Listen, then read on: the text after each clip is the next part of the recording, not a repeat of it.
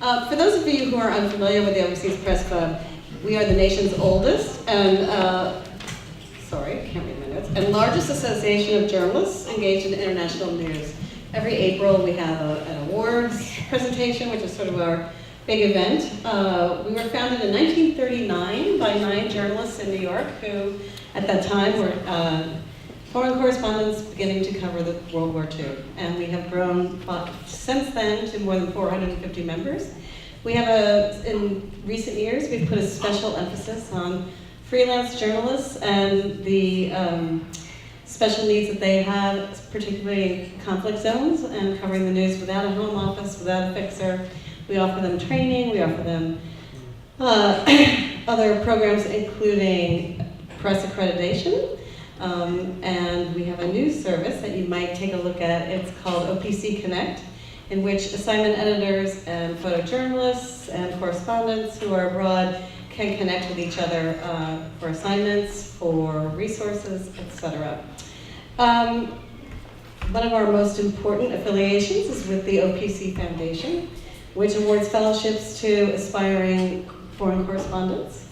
My friend Bill Holstein here is the president of the OPC Foundation, and before I turn it over, I'd just like to note that any students who are in the room might like to know that the deadline for the Foundation Fellowship Program is December 1. So get your applications in if you're interested.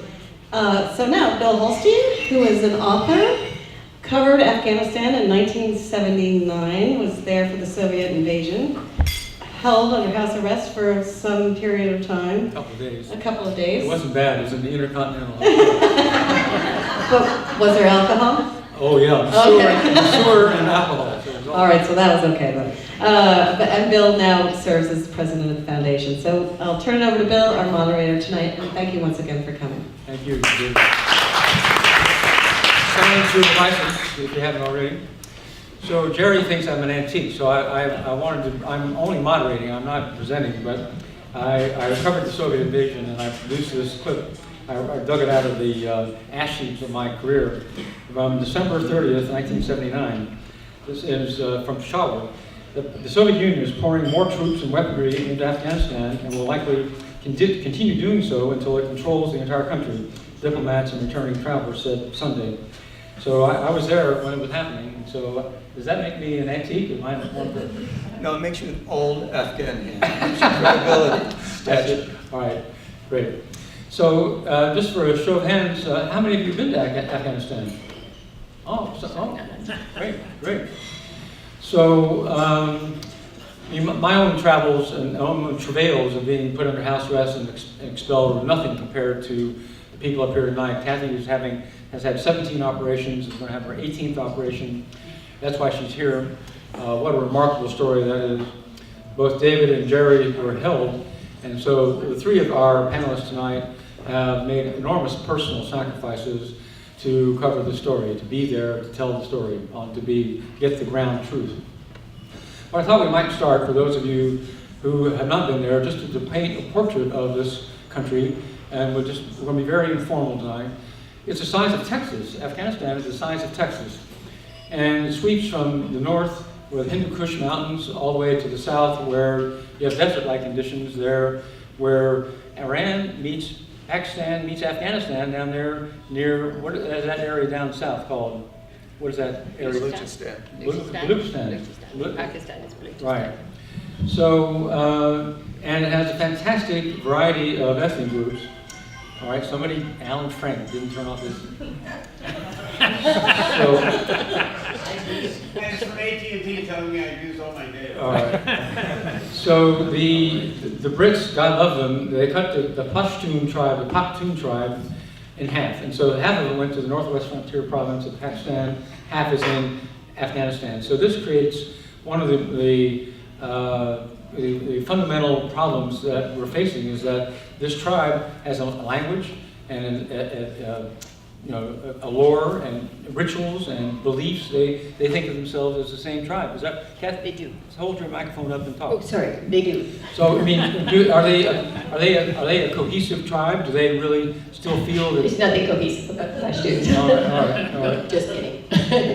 So they're subcontinental in nature. Then in the West, you have Iranian influence. They speak Persian, a dialect of Persian in the West.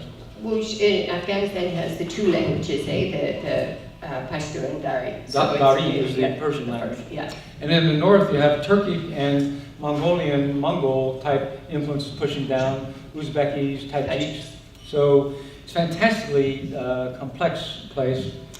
And so what other portrait would you want to paint of this country so help our guests understand it? 30 languages. One person in one village in one valley will not be able to understand the dialect of a person in another valley. It has tremendous amount of water, which makes it very seductive to its neighbors. It prides itself on having defeated the Soviet Union, but it is not a nation that has never been conquered. Genghis Khan crossed over in the 13th century and laid waste to the country. After that, Babur. After that, Tamerlane and Babur founded the Mughal Empire in India. Alexander the Great was smarter in a way. He married a woman named Roxanne in Balkh in the north, which enabled him to cross into India, but he lost most of his army on the way back through Baluchistan. So it has this long, long tradition of being able to, in its mind, withstand invaders and also to say that we were never colonized. And this gives them a tremendous amount of strength. Now, one can argue about that because the British fought 2 wars there. And when I don't know what Kathy would say or what David, but in my experience, my jailer said, the British are back for revenge. Yeah. Pashtun mothers today say, be good or the British will come and get you. Someone told you we threw your uncle out. Now, someone's in your book. So that's right. I think also one thing to know about Afghanistan and Afghans particularly is the Afghan people have, for at least in recent history, the last 3-4 decades, always been caught in the middle of conflicts between either the Russians invading and then the warlords or then the U.S.-led coalition and the Northern Alliance. The Northern Alliance. And the Afghans as a people, although very, very, as Jerry said, speaking many languages and of different ethnicities, Afghans as a people are tremendously hospitable. Despite what everybody says about them not liking foreigners, they actually quite love foreigners, and they were ecstatic to have, after the collapse of the Taliban, they were ecstatic to have the presence of foreign troops in Afghanistan. What they didn't want was for the foreigners to put in, back in power, those who had last been in power and done such a tremendous amount of damage and went after people.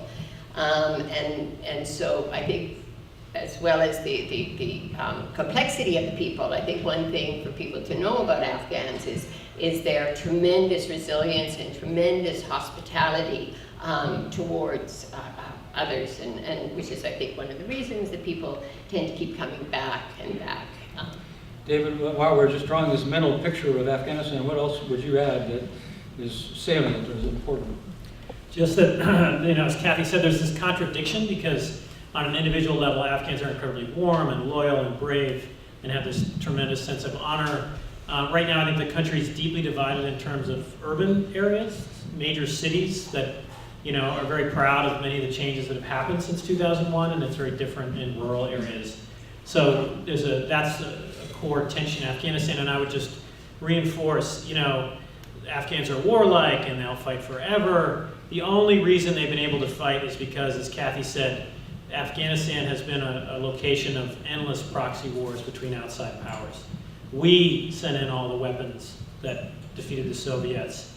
Pakistan has been backing the Taliban, as I'm sure we'll talk about. So these wars couldn't have gone on and on for so long if there weren't foreign powers constantly funding in weapons and money and using the Afghans as their proxies. Where were you when you were in captivity, when you were held? What area of Afghanistan? In the same as Jerry, in the tribal areas of Pakistan. Waziristan? Waziristan, north and south. Waziristan, which was close to the border area where Kathy was attacked. This is an area that has never accepted any outside rule of any sort. And there's a north of Waziri accent and a south of Waziri accent, and you get caught in the wrong place with the wrong accent, you're in trouble. So let's just dig in. Wrong passport. Wrong passport. Wrong color. Wrong color of hair. So let's dig in. So now the Americans, this is America's longest war. We went in 2001 after the Twin Towers fell. I was here that day. So we had confusion about what we really were doing. Were we trying to get bin Laden, or were we trying to build a nation, a cohesive nation? What were we trying to do? So here we are all these years later, and Obama had 100,000 troops in at one point, announced that he was withdrawing most of them, which obviously telegraphed to everybody on the ground that just wait. So now we have a new president. How many troops now do we have? 12 or 14,000? 13,500 total NATO and American troops. And now we announced that we're going to raise it to 18,000 or so? Yeah, something like that. I don't think they ever came out with the numbers yet. They It's secret. We don't say It's a anything. secret. It's a You'll see. Secret strategy. As your president says, you'll see. I see. I see. So let's ask ourselves now, Kathy, I'll ask you. So is there a coherent government that controls all the country? Is there a coherent security force that controls all the country, or is the country balkanized in some respect? It's a complicated question, and let's just say from the very beginning, there was no strategy for Afghanistan from the very outset, other than when the invasion took place on October 7th, 2001, was to get rid of the Taliban. Beyond that, there was no strategy for Afghanistan. Was it against the Taliban, or was it against bin Laden? No, it was against the Taliban because if you recall, prior to the invasion, the U.S. government had given Mullah Omar several options to hand over Osama. Omar at that point was who? Mullah Omar was the head of the Taliban, and he was running the country.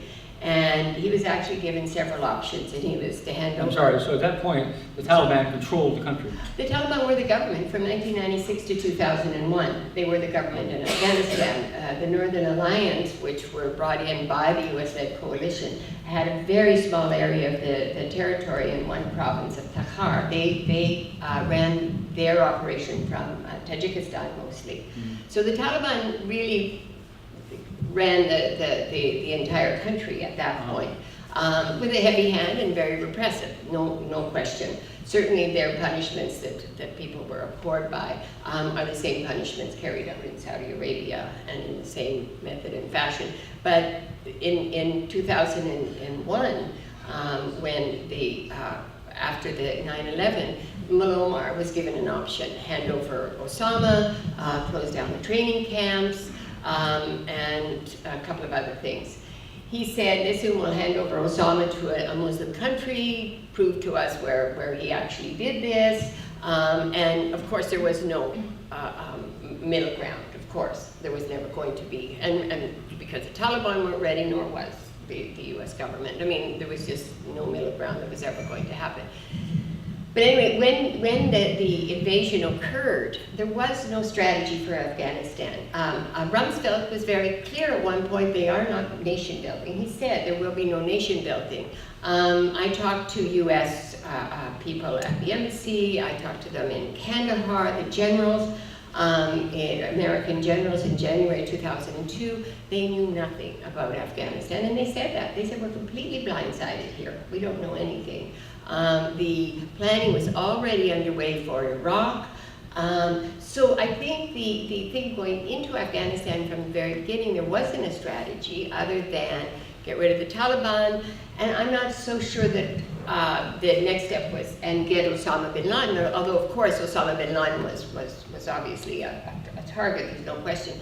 But I think from the very outset, there wasn't a clear strategy and a clear way of getting to a position. And I think you're seeing the results of it 17 years on, as well as the results of the Bonn Agreement, which sort of built up. So let me turn to Jere.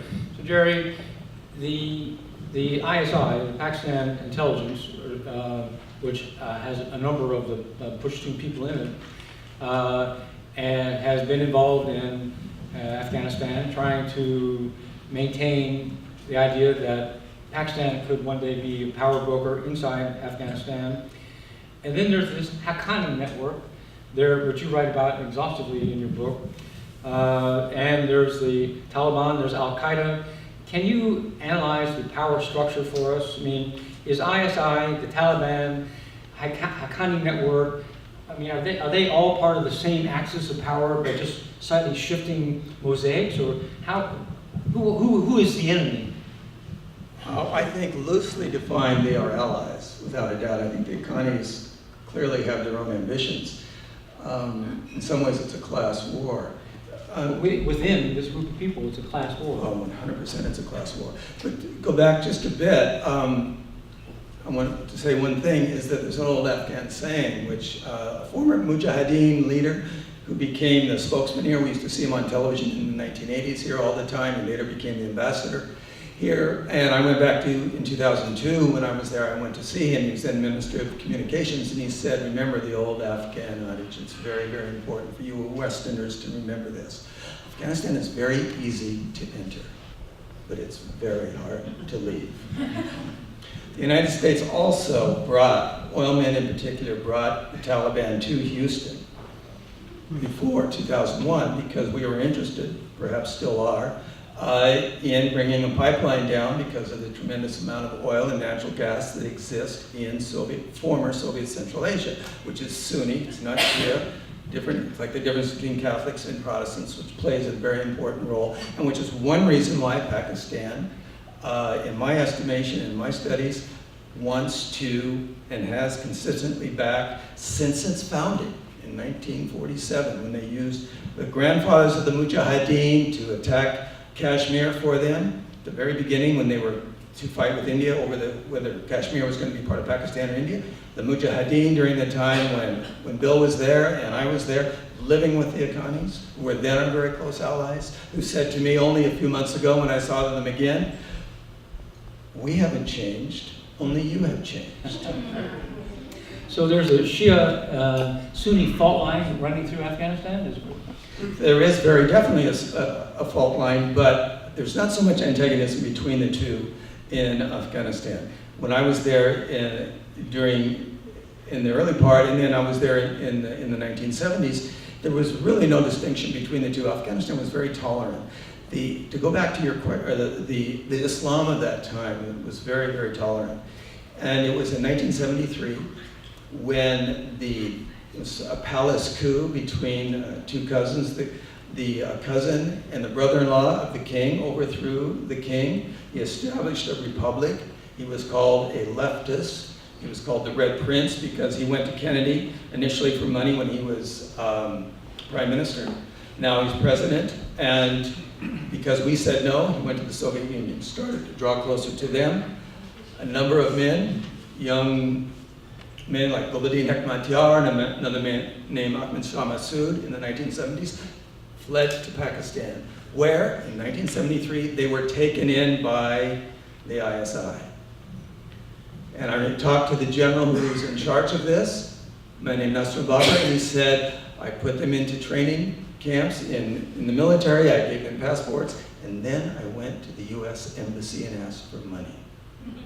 Now, there's no indication, I've never been able to find any yet, that we began to give them money in 1973. But if you read Robert Gates's book, In From the Shadows, former head of the CIA, former Secretary of Defense, he, like Zbigniew Brzezinski, who was President Carter's national security advisor, both admit publicly that we began to fund the Mujahideen in 1979, in July, to pay them to draw the Soviet Union into Afghanistan, to pay them back for supporting our enemy during Vietnam. We just saw Ken Burns' story. We know somehow how that played out. So, David, in view of this complexity, do you feel, I'm not trying to debate you, ask you a judgmental question, but do you feel like of course I am. Do you feel like American policy now going in is cognizant of the ethnic, linguistic,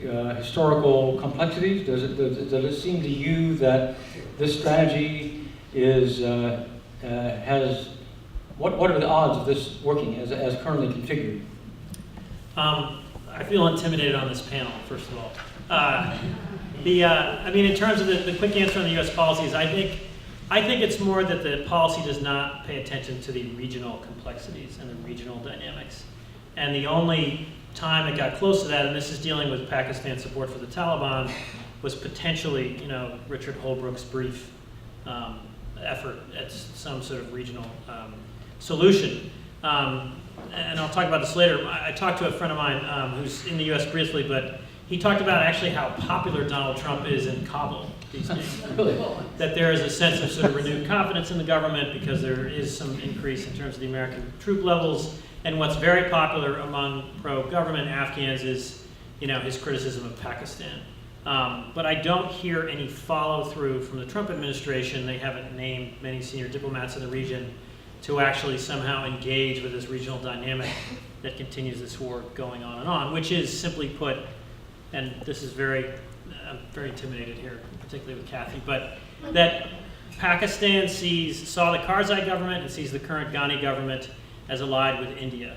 So Pakistan continues to back the Taliban. They want a friendly, pro-Pakistan government in Kabul. They feel they are being surrounded by India. This is a logical thing they are doing. It is what the Pakistani military feels is the existential threat to Pakistan, and that is India.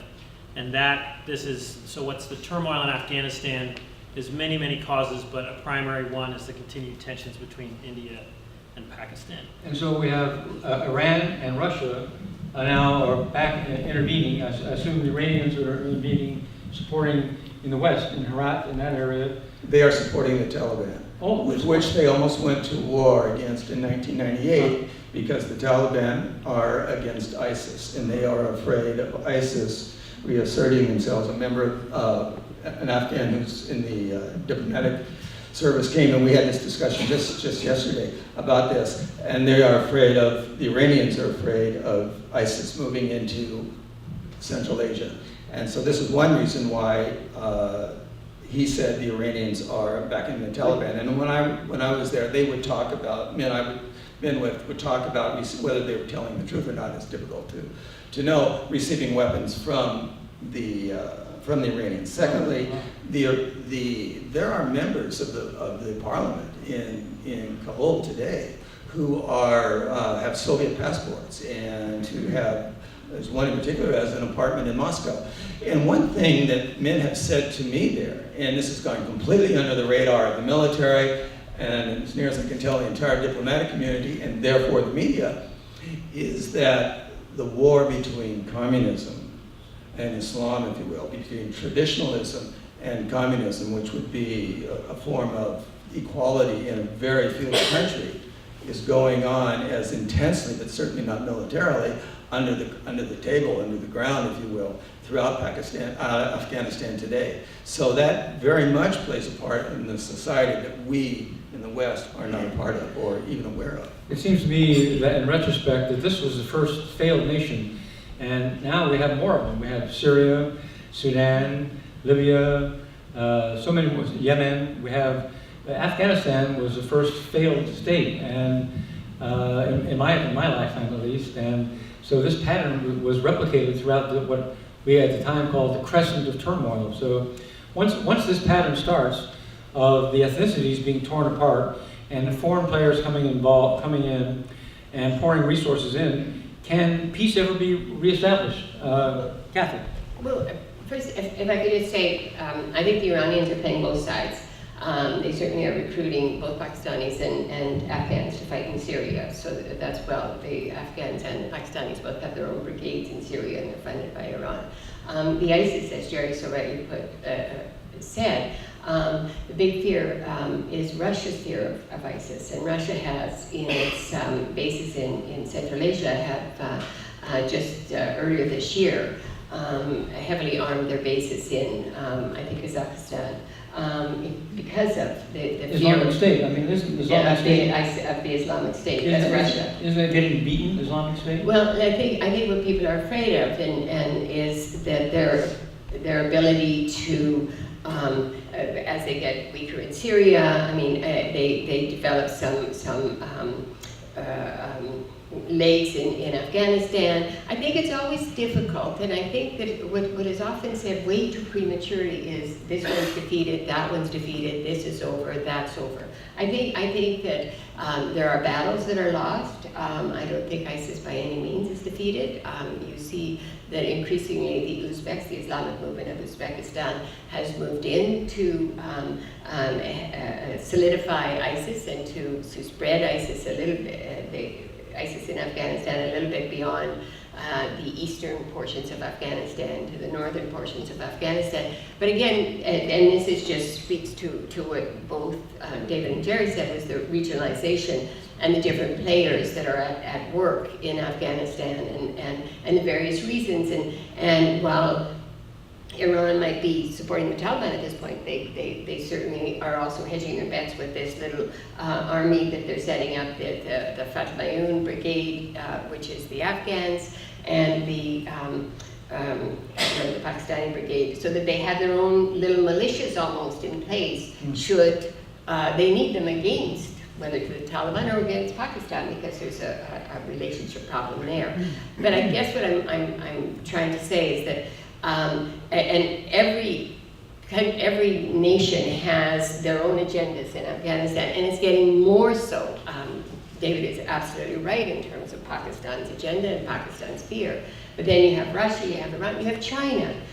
China has a very interesting relationship with the Taliban. After 2001, in 2005, 6, 7, 8, they were meeting with the former defense minister, Obaidullah, who was then arrested by Pakistan because he was thinking about coming up with a peace plan of his own. So it's a very, very complicated, and the danger always, to me, seems to be this desire to oversimplify a very complicated situation.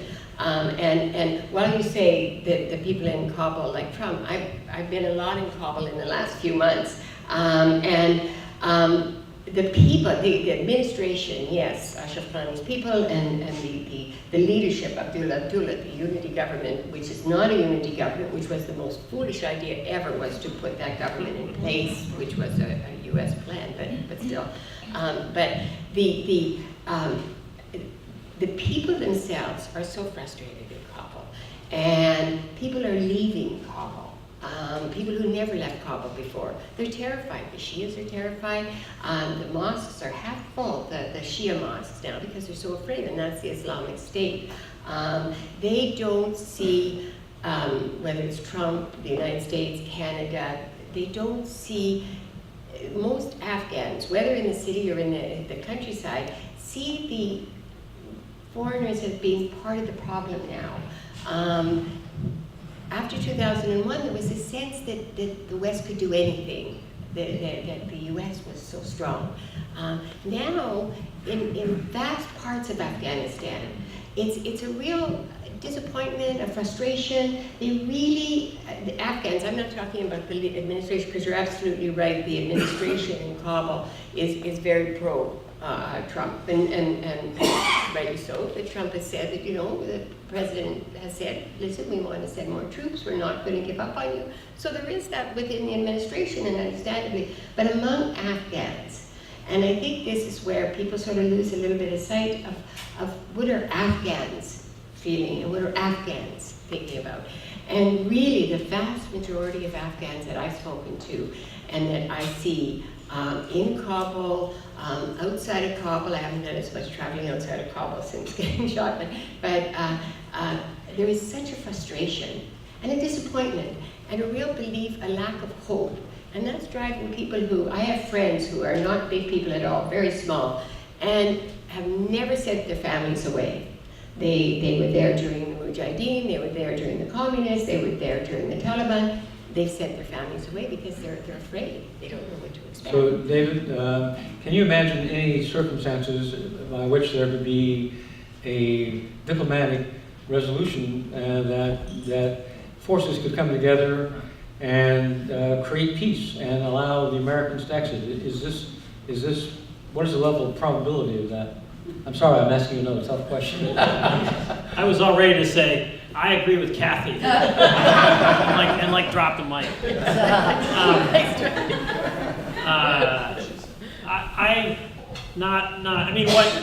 I wrote a piece after, and I've not been in Afghanistan for years. What upset me about the Trump strategy was that it was not a solution.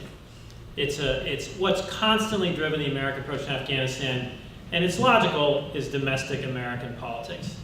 So we rushed in with George W. Bush, we're going to take revenge for 9/11, we did it. He gets distracted by Iraq, and there's sort of no more attention paid to Afghanistan. Obama declares Afghanistan the good war. He goes in, we do the surge, but he announces a time limit on the surge because he doesn't want to upset his liberal base, and the Taliban just sort of wait him out. And now Trump, drops the mother of all bombs, and that's going to solve it. And the carnage, the number of Afghans that are dying these days, it's 5,000 to 6,000, I think, civilians a month. No, I think that's it. But yeah, lots. If you include, I think, soldiers and police. Yes, if you, yeah. Last year, I believe, maybe 15 American soldiers died in Afghanistan, and I think at least 5,000 Afghan police and soldiers died. Yeah. So this is a holding pattern. This is not what Trump is doing. Will not lead to a resolution, and more Afghans will just die.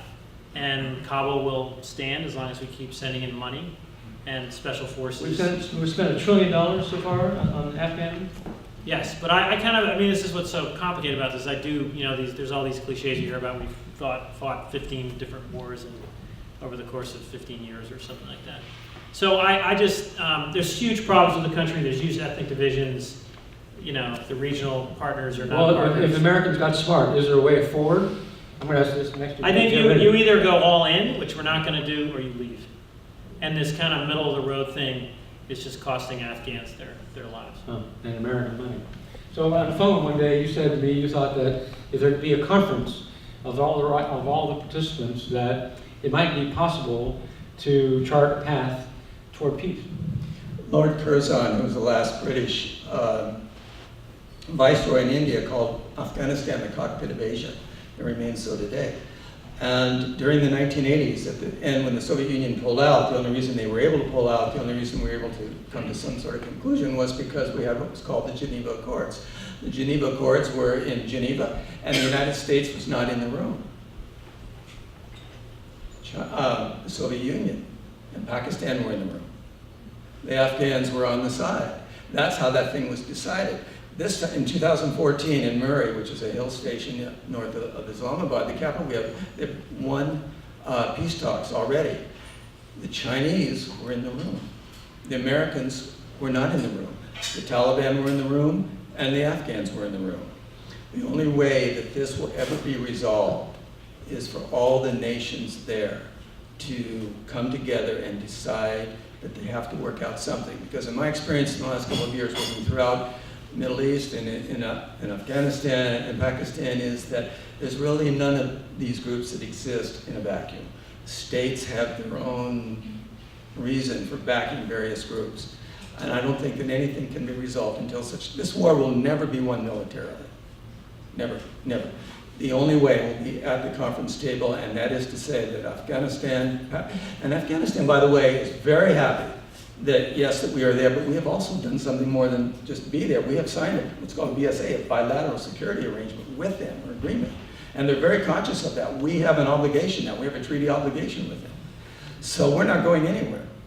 Is it going to be like South Korea, North Korea? No, who knows what this is going to be. But in the center, the cockpit remains Afghanistan, and the United States with its ally to one degree or another, Pakistan, with Russia, with China, and Kathy can elaborate on this, but I was in Pakistan for a couple of months earlier this year, staying at one hotel, the only one that the Taliban haven't hit, the Serena, and I swear there were far more Chinese than anybody else in that hotel. But that's everywhere. Pakistan has almost become a colony of China. But that's everywhere. Sri Lanka. I mean, they're all over. It's become a colony. So all of these nations, all of which have their own agendas, economically, militarily, and Pakistan, which, as David said correctly, is afraid of being surrounded by India. I learned not so long ago that the leader of the man who kidnapped me was now getting money from the Indians. So the Rohde is fighting this underground war against the ISI along the Afghan-Pakistani border and elsewhere. Indian intelligence. Indian intelligence. Wow. So this is an extremely complex situation here. And for us to come in and think with guns blazing and we're going to clean it out like the Old West, no way. So I'll ask one last question and then we'll open to questions. There must be many. Is there a will among the Afghan people? Is there a locus of power, a center, a point at which they could come together and say, this is what we want as the Afghan people? And so then, really, I remember you saying a couple of years ago, you believe their sense of national identity has survived. Yeah, I mean, first, for sure, the Afghan people know what they want, and had the Afghan people actually been involved, there probably wouldn't be where we are today. I mean, but I mean, how do you get the opinion of the Afghan people? But absolutely, the Afghan people have a desire for peace. I guess what I was going to say though is that one of the things is, in my mind, and this is just in my mind, is this good guy, bad guy, this enemy, that enemy, because you'll find in Afghanistan and in the Afghan context, there's not a good guy, bad guy, good, evil, are the Taliban horrible, isn't Pakistan terrible, isn't India good, isn't that bad, you'll find that they're all good and they're all bad. They have their own interests. And they all have their own interests. Right. And if you go into it on a slate that says, okay, we accept that, we're not making judgments, good guy, bad guy, good, evil, women have to have that, let the Afghans decide all of that, but and find a way, and as Jere quite rightly said, and as David rightly said, is that, bringing all of the different forces together without the precondition of you're the bad guy, now you're the good guy, now I think we're going to go on your side because, okay, you're the government right now, but you're not the government. So in my mind anyway, in terms of making progress, there has to be a movement away from that and bringing everybody onto the table and say, okay, if you can, lay out your cards. If you can get them to lay out your cards and then move from there. I'm not sure that that's possible, but that was just Jere, David, any other add? I just say what's unusual about Afghanistan is I covered the war in Bosnia and the disintegration of Yugoslavia. There's no, the problem in Afghanistan isn't that they want to... For which you won a Pulitzer, as I recall. Yes, thank you. OPC award. And OPC. More importantly, the OPC award. No one wants to break up Afghanistan. It's that the largest ethnic groups in the country, the Pashtuns and the Tajiks and the Hazaras are a much smaller third group, fight over who's going to run Afghanistan. They don't want to divide it up at all. It's very different. And like my guards when I was kidnapped, they want to run Afghanistan. I was like, what if you let it be a little more liberal interpretation of Islam in the cities? And they were like, no, we have to call the shots. They actually believed that if there was anyone disobeying kind of their interpretation of Islam, that if they failed to stop it, this was one Taliban commander I met with, that like if one person in a village is sinning, God does not judge the village by each individual's actions. If you fail to stop the one sinner, you and the entire village go to hell. There was no concept of individual judgment.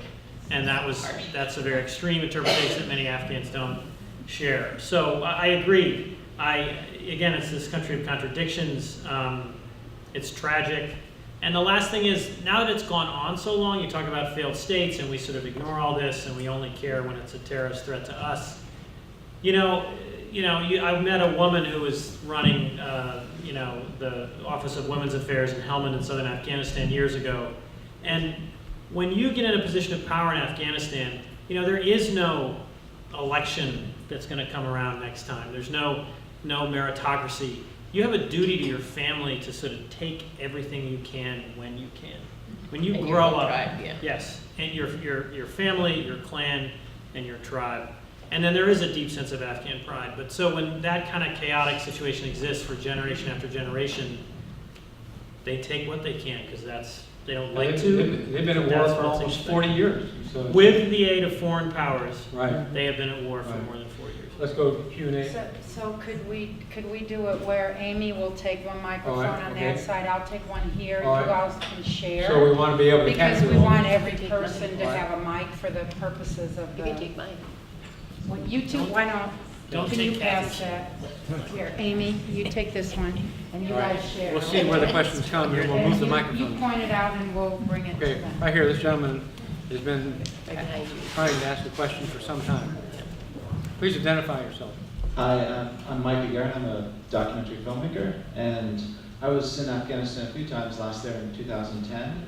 And so I'm very curious about, for those of you who've been there since then, when I was there, I was mostly in the south, and there was this huge effort with provincial reconstruction teams, which were State Department and military together in places like Zabul, in these forward operating bases, and they were trying to do things, but they were, very, very constrained. And the last time I was there, it was looking like a failure. And I'm curious what's happened since. They were trying to build some democratic or... They were trying to build government. They were trying to Nation building. Nation building. My understanding is they're completely gone. And so I'm curious what the U.S. is actually doing. I mean, where are these troops? Are they just stuck maybe at the Kandahar Air Base and up in Kabul? So is there any nation building going on? Well, this is you're talking about the provincial reconstruction, the PRTs. The PRTs are all finished. I mean, they had a limited time. And there were some very interesting things were done at village levels, irrigation systems and road building but I think now with the emphasis of the U.S. troops, other than for special forces, which there are some, the U.S. troops and other NATO countries that are still involved, they're mostly focused on training. They have, I forget exactly what they're called, and I just did the story when I was there, when there was an attack in Kandahar. They have, in Kandahar, there's 6 nations represented, and the soldiers there are mostly training. I think they're training, advising, and something else, and then they assist when the Afghan army requests them to assist, and they have them in the south, they have them in the east, they have them in the north, and they have them in the west, and that's pretty much how they're divided up at this point. Whether it changes with more, but these, which you were talking about, the PRTs, provincial reconstruction teams. My understanding is they're all but done now. I mean, and it was, and most of the forward operating bases, although I think Camp Chapman is still there, a lot of that is the intelligence gathering. Mostly those are used for, I think, regardless of what they might say. In terms of nation building, India is doing more than anybody else. They have small, and they're spending their money very, very astutely along the border regions and other places where it's going to make a difference, where people realize it's coming from India. They're very successful. Pakistan is very angry. How are they doing it? How? Well, irrigation projects. Road building. Road building, irrigation projects, electrification, health clinics, things that the people want, schools, things that the people want. Wow. Right here. Yes, please. Alan Frank first, and then you. What effect is the new administration policy of assigning a lot of the military decisions to more field level commanders going to have, and what's the report card on the effect of the so-called mother of all bombs? What? Mother of all bombs. Yes. It dropped at once, right? I don't think it had any effect. I mean, yes, it was a big deal. People don't really know at this point how many people were actually killed. It was supposed to be a show of strength. I think in Afghanistan, certainly, I was just there last month, in August. So, there is in a sense that certainly the mother of all bombs didn't change the course of anything, as far as I know. There has been quite a U.S. Involved operation against the Islamic State in the East, which is where that bomb was dropped. And they certainly have made some, they have had some successes, for sure, in some operations against some of the leadership of the Islamic State. And that has caused confusion within the Islamic State and some fighting apparently between the Islamic movement of Uzbekistan and Pakistani tribespeople who are involved in the Islamic State. But the bomb itself, as far as I understand, and from what I could gather there, has not really had any real effect. Jerry, do you have anything else to add? So far as I have heard, it was done for symbolic effect more than anything else. That's what I assume, but what about the generals now making the calls instead of the politicians? The way I read that was that the gloves can now come off, which would give them more power to do whatever they want, which would mean to call in airstrikes easier, and I think very, very serious thing to discuss is not necessarily the military, but the degree to which, and David and I discussed this just the other night, the CIA will now be able to use its drones. The CIA is not accountable. One reason we've always had this problem between the FBI and the CIA is that the FBI has to testify in court. The CIA doesn't have to do anything like that. So if the gloves come off and we start to use drones ever more particularly by the CIA, and I don't know what the conflict will be between the military and the CIA, it will drive far more people to the Taliban. Because every time you touch anybody's family, the only place they go, they want revenge more than anything else, and they go to the Taliban. Yes, ma'am. Hi, my name is Lily, and I'm from ex-Yugoslavia, another unfortunate country. Wow. Every time someone says Balkanization, my heart cries, because it's such a... but first I want to thank you for being here, for being alive, and giving such a huge sacrifice in the name of journalism, which today is not that much respected. And I remember how frustrated I was by the... They don't respect it. Sorry? Just by some, they don't respect it. Some people respect it. I remember how frustrated I was during the war in my country, where lots of people who didn't know anything about our history or our problems or lack of problems were discussing, even in serious newspapers. So I would like to ask all three of you, what is the most frustrating thing to you about how the media reports or not reports on Afghanistan war? Thank you. David, you were first. Get all the easy questions. The most frustrating thing is that no one's there. Kathy's there. Most, major newspapers have scaled back their operations in Afghanistan. There's virtually no network coverage from there, and you can't understand the country or the region without being there. And that's part of a broader problem of like a crisis, which we've all talked about many times, the business model of journalism and particularly newspapers collapsing. And we can talk more about that and the positive things about the web and the not so positive things about the web, but that's the problem. No one is there. So, New York Times, Rod Nordland's there. There's no American media, no established American media. But there are local journalists who do wonderful jobs too. So it's not just necessary that a Western face be there as well. But the interest in the media outlets. For me, the biggest frustration, if I can say, is that I find stories are based on a narrative that is outside of Afghanistan, that is in Washington or London. I want to say Ottawa because I'm Canadian, but that's not true.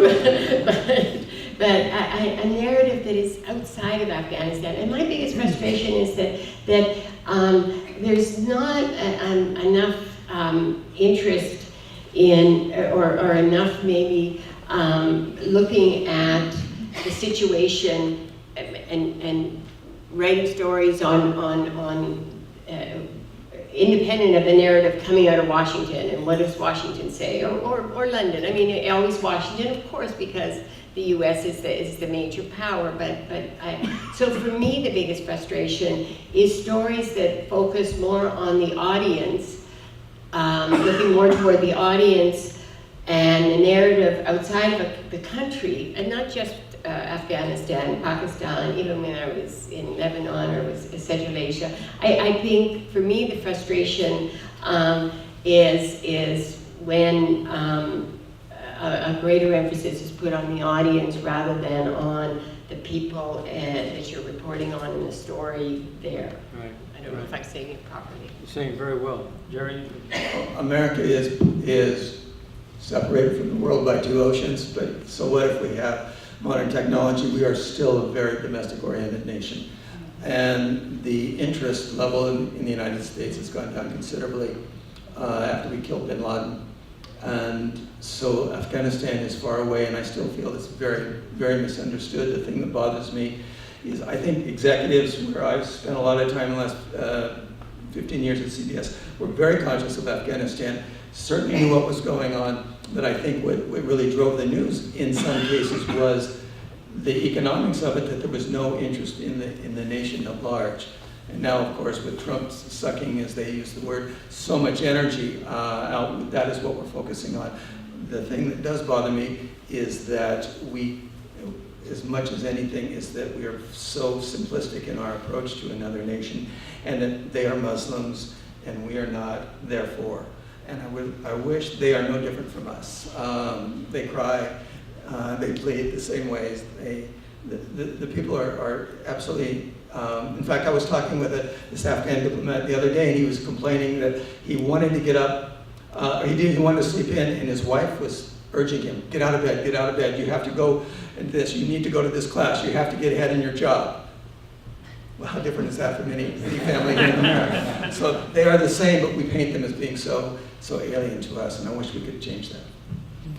We have two more questions. One gentleman's wearing. This lady has raised her hand several times, All right. and I think she should be acknowledged, but I would like to ask a question. All right, after she does, okay? Very kind of you. Thank you so much. I'm wondering about, because there's an interesting analogy to what's happening here, I'm wondering about the progress of the proposed wall between Afghanistan and Pakistan. Is that actually under construction? And what is the politics and the point, I guess, to that wall, and how it relates to... Yes, good question. Yes, there are posts going up. The actual fence, as such, you know, it's a very difficult. The whole border area, the Duran line. One of the things that I think is very fundamental to the whole Pakistan, Afghanistan, is establishing the Duran line as the international border. Afghanistan is dead set that it will not accept that as the international border. So this is the line that the British drew through. That the British drew, that separates the two countries basically, and that's where the border is supposedly going up. Now, I don't say this as a way to stop the infiltration back and forth, because Pakistan will let them cross. It doesn't matter whether you have a 10-foot fence, with mines all along. If the ISI wants them to cross over, they'll have a way to get over. But setting that border as the international border, Afghanistan refuses to accept the Duran line as the international border. Now, there are some in Afghanistan, including the former president Hamid Karzai, who sees the border actually at Attock, which is way into Pakistan, and even beyond, when he talks about where the real border for Afghanistan lies. I don't say that he holds that today, that he would try to take over the whole province of Pakistan. But it's very fundamental in my mind, and that doesn't mean it's right, that both countries say, okay, this is where the border is.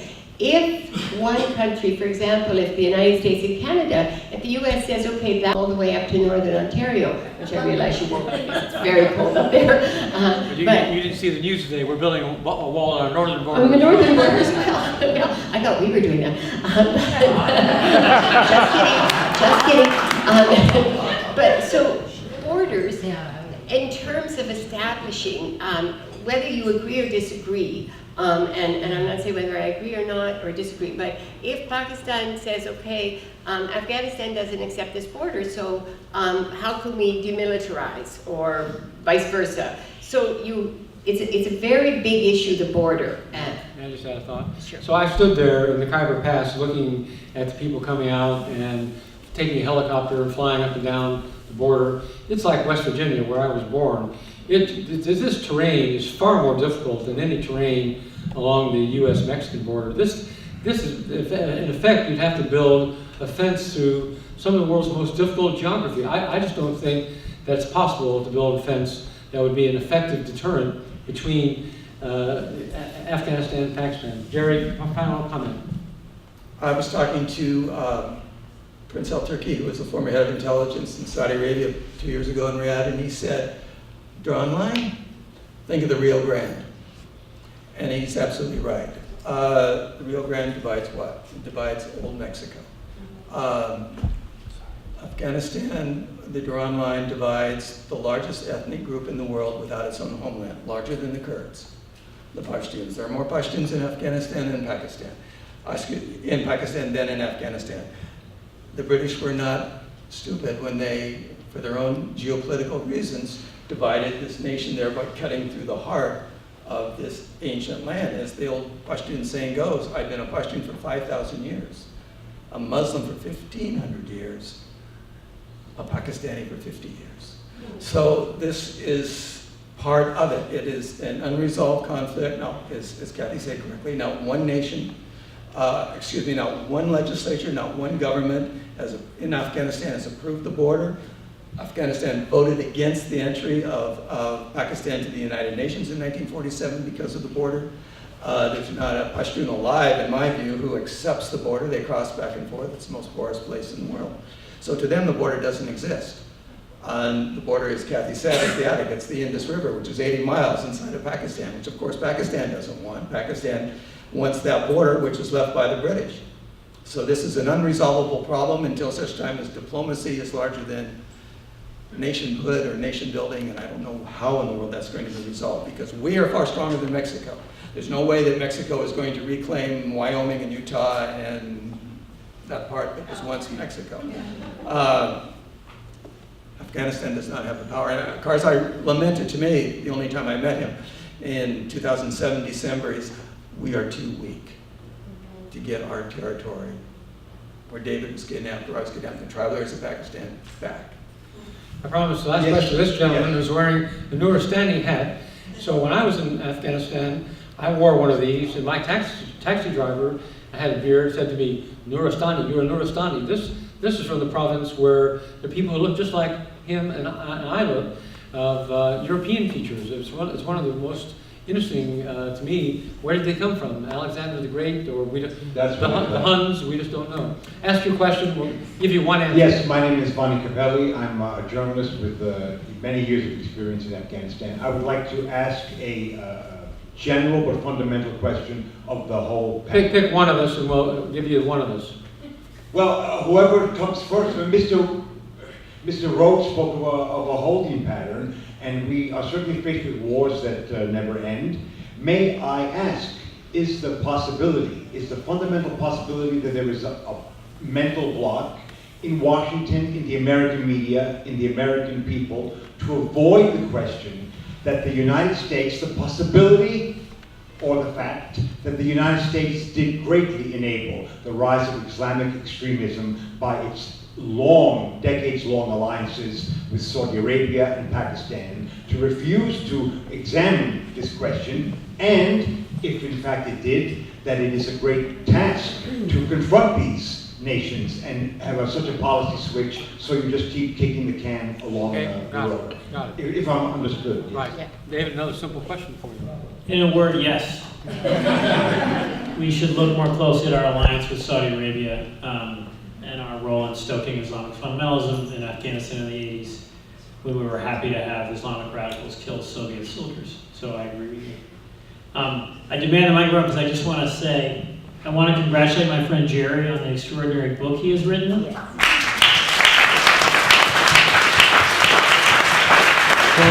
They're all bought. Thank you. They were all bought. They're all sold out. Yeah. He had the courage to go back to the region, to find out who betrayed him, to find out why he was kidnapped. He had the courage to explore the U.S. government's policy, how it failed to help families, how it failed the family of James Foley and failed James himself. how it failed the family of Stephen Sotloff and the Sotloff family and many others. And it looks very closely at American policy where European governments are paying millions of dollars in ransom, the US refuses to do so, and Americans are dying at a much higher rate than European captives. So I'm sorry, Bill, I just wanted to praise Jere and thank him for his work both on the region and the plight of captives. Many, many families have thanked Jere for doing this book and for speaking out about this issue, including the families of current hostages. Thank you, Jere.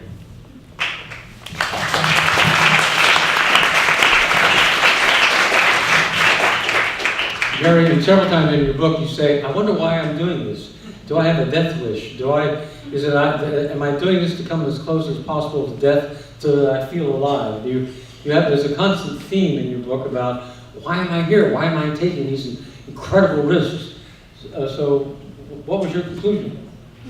I will answer that. I want to say one thing first, that yes, I was kidnapped. The next person after Daniel Pearl and the people who had me said, and there's a small group at CBS and a small group of Afghans and Pakistanis who risked everything to mount a rescue attempt. Without them, I wouldn't be here. And you pay a big price. You can divide a kidnapping into two parts. Everything that happens when you're inside, and everything that happens afterwards. And for Kathy, it's what she was like before, and then when she was wounded so gravely. And one of the most wonderful things, however, of surviving was the friendship I have with David, that we were able to, the two of us, form a bond. We could talk to one another. We couldn't talk to anyone else. And without that, it would have been very difficult to get through a lot of these very dark days since I was taken.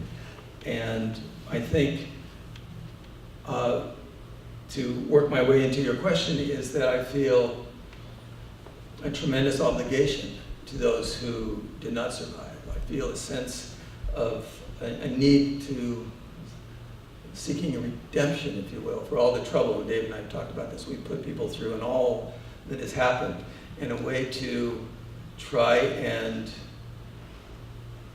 resolve problems, make it better, so that there is not another. Peter Kasich, his father, told me just a couple of months ago, Jere, if this book saves one person's life, it's worth everything in the world. And so there is that reason for why I wrote this book. Another reason, I don't know if Bill is referring to going up into the mountains and living in very recklessly, as my editor at Public Affairs, a wonderful man who did so much for me, said it was because I had a contract and I felt an obligation because I knew people who are our enemies.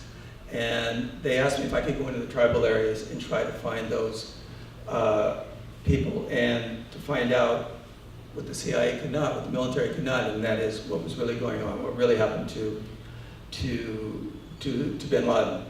And there's also, without mincing words, yes, a sense of romance and adventure, but all travel in the world, and everybody in this room knows that can divide it. It's